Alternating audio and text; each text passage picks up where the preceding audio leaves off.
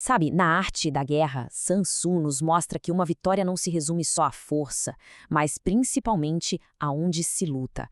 Hoje a gente vai mergulhar a fundo no guia dele para dominar qualquer campo de batalha, explorando os 9 terrenos estratégicos do capítulo 11. Para a gente começar, fica a pergunta que está no coração de qualquer estratégia, seja na guerra, nos negócios ou na vida. O lugar, o contexto, o terreno onde tudo acontece. Será que ele tem um peso de verdade no resultado final? A resposta do Sun Tzu é direta, na lata. Não é só um fator a mais, não. É o fator decisivo. Entender o terreno não é uma opção, é a base, o alicerce onde a vitória ou a derrota vai ser construída. Tá, legal. Mas se o terreno é tão importante assim, como é que a gente faz para entender ele? Bom, o Sun Tzu não deixa a gente no escuro. Ele nos dá uma estrutura, um verdadeiro mapa para a gente conseguir ler a paisagem de qualquer conflito. E aqui está o pulo do gato. O terreno não é uma coisa só. A grande genialidade do Sun Tzu foi justamente categorizar. Ele identificou que existem 9 tipos diferentes de terreno e cada um deles tem suas próprias regras e pede uma abordagem completamente única. Então, bora lá, vamos conhecer cada um desses 9 terrenos. Pensa neles como se fosse um guia de campo para o estrategista, sabe? Um manual para a gente conseguir navegar por qualquer situação que seja um desafio. E para ficar mais fácil de sacar, a gente vai dividir esses 9 terrenos em 3 grandes grupos. O primeiro vai tratar da nossa posição inicial. O segundo, daquele espaço que está todo mundo querendo. E o terceiro, bom, das zonas onde o risco é altíssimo. Começando então pelo grupo A Sua Posição. O primeiro terreno é o de dispersão, que nada mais é do que o nosso próprio território. E a regra do Sun Tzu aqui é surpreendente: não combata. Ué, como assim? É que perto de casa os laços com a família são mais fortes e a vontade de se manter unido na luta diminui. Lutar ali é arriscar que suas próprias forças se desfaçam. Em seguida vem o terreno ligeiro. Imagina que você deu os primeiros passos em território inimigo, uma entradinha rasa. É uma posição bem vulnerável, sem uma base segura para trás e sem um objetivo claro lá na frente. Por isso, a ordem é clara: continue se movendo, não pare. Parar ali é virar um alvo fácil. Agora, entrando no espaço disputado, a gente encontra o terreno-chave. Sabe aquele lugar que dá uma vantagem absurda para quem conseguir controlar? É esse. E a estratégia, mais uma vez, vai contra o óbvio: não ataque. Em vez de ir para um confronto direto, a jogada é ocupar, se fortalecer e obrigar o adversário a se arriscar para te atacar.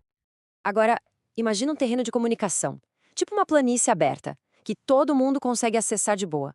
A vantagem é a mobilidade, claro, mas o perigo é que suas forças podem ser divididas ou cercadas. Por isso, a regra de ouro é coesão. Uma força que se mantém unida em campo aberto é uma verdadeira fortaleza. A gente chega agora num terreno que é pura política, o de interseção.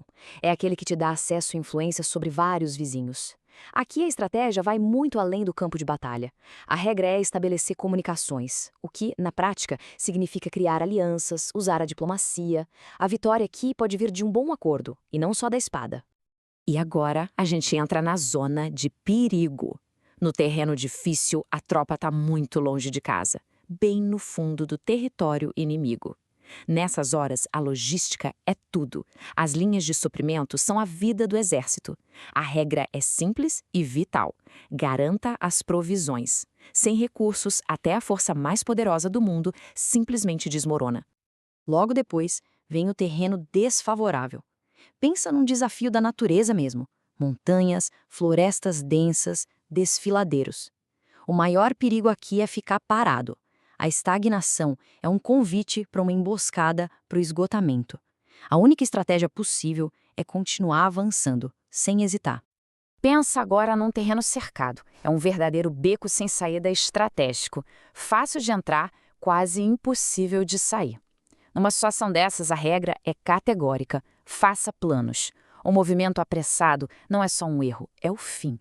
Apenas uma estratégia muito bem calculada, meticulosa, oferece alguma chance de saída. Por fim, o cenário mais desesperador de todos. Um terreno onde não tem para onde recuar, não tem suprimento, não tem esperança nenhuma. A não ser na vitória imediata. Aqui, a regra é a mais primitiva e poderosa que existe: lute. A hesitação é a morte. A sobrevivência depende da ferocidade e da rapidez do combate. Ufa! Esses são os 9 terrenos. cada um com sua própria cara, cada um com sua própria regra de engajamento. Agora, vamos dar uma olhada no sistema completo de Sun Tzu, tudo junto num resumão estratégico. A clareza do sistema do Sun Tzu é simplesmente brilhante. Para cada terreno, uma ação. Dispersão, não lute. Ligeiro, não pare. Chave, não ataque. Comunicação, não se divida. Interseção, faça alianças. Difícil, leve provisões. Desfavorável, continue marchando. Cercado, planeje. E por fim, mortal, lute. É um manual completo de ação estratégica. Mas o Sun Tzu não para só nas regras. Ele leva a conversa para a gente entender os princípios universais que governam a vitória, não importa em qual desses terrenos a gente esteja pisando. E o princípio mais importante de todos é este: velocidade. E olha, não é só sobre se mover rápido, não. É ter rapidez na decisão, na ação, na adaptação. A velocidade é o que transforma o potencial em realidade no campo de batalha. E como é que se alcança essa tal rapidez estratégica? Sun Tzu nos dá 3 táticas bem diretas.